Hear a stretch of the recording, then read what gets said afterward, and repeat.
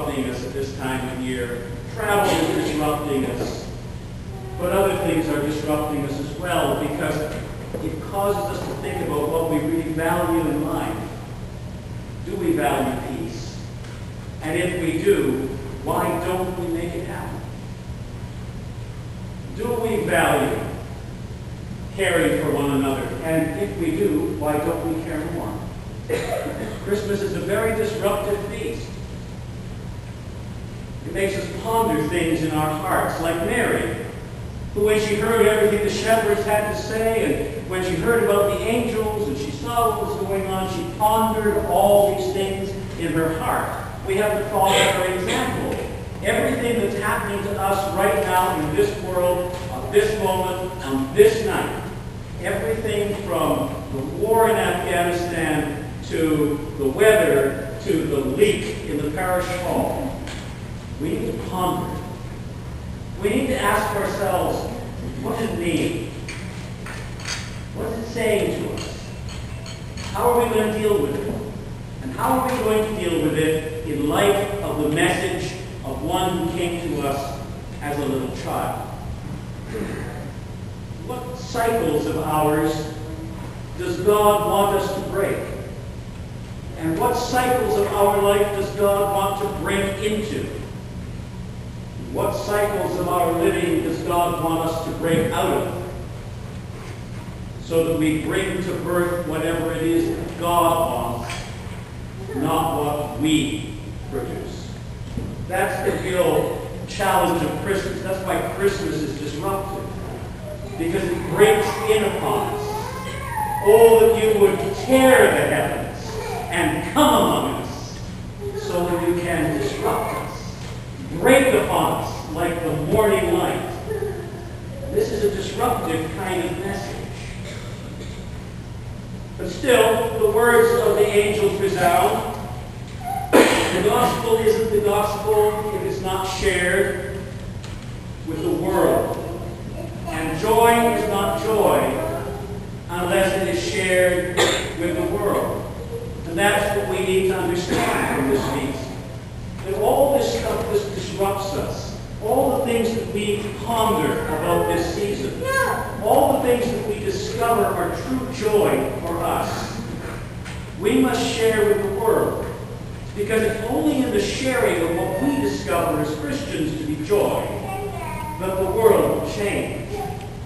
That the disruption of Christmas will in fact make a difference. And it won't just be a, that was nice, dinner was good, I look forward to next year. But rather, every day from now till next year will be a little better, a little changed, a little newer. Am I taking the gospel where it has never been taken before? Am I taking it into stables and mangers? Am I taking it amongst those who are rejected and forgotten? Am I taking it to the places that Jesus himself came to take it to? Or do I want to only take it where I'm comfortable and cozy taking it? That's one of the things that we need to ponder in this Christmas season. But still again, the angels provoke fear amongst us. Have you noticed in the scriptures, Jesus is the only person who is ever comforted by an angel. Everybody else is terrified by him. That's why they always say, don't be afraid. Everybody's always terrified by Jesus. Is the only one who's comforted by angels. Why? Because angels bring us that message which breaks into our comfortableness. It breaks into our patterns. It breaks into our cycle. And there's always a message from that angel that causes us to change something or be different. God always, through angels, calls us to some action.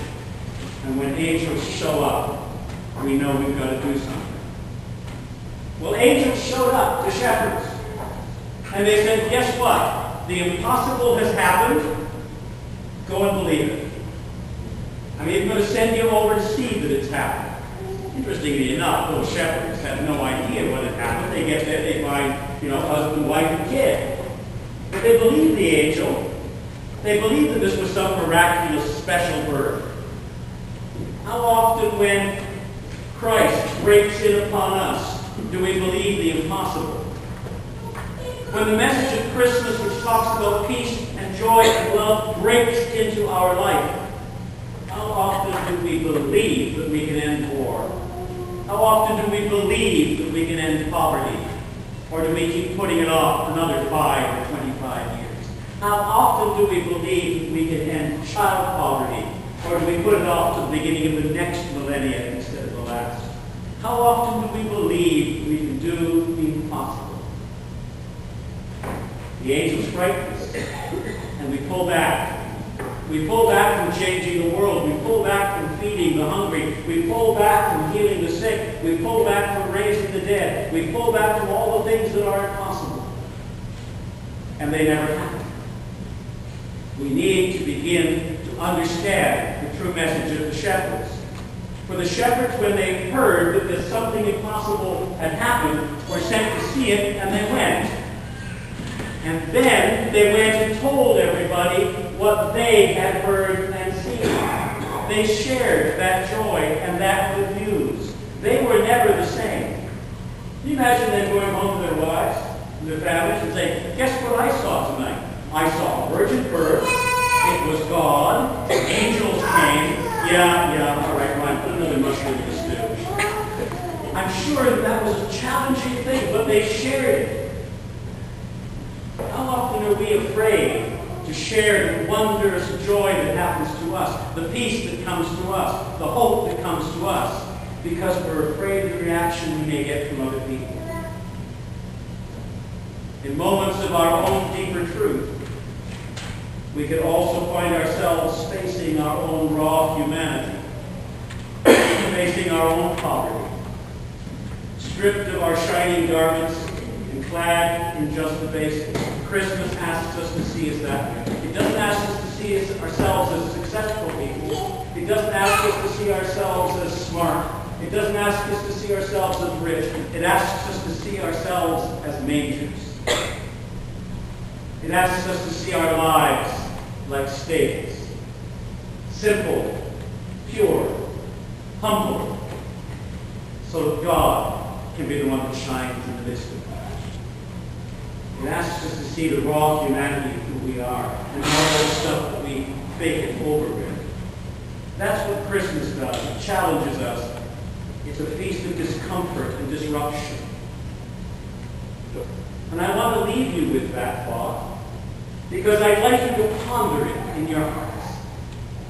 And I'd like you to ponder it from now till Easter. Because it's only when the shadow of the manger falls across our lives with the same power as the shadow of the cross that we will actually begin to commit ourselves to respond to the particular needs of a needy world. And we keep all these things in our hearts and ponder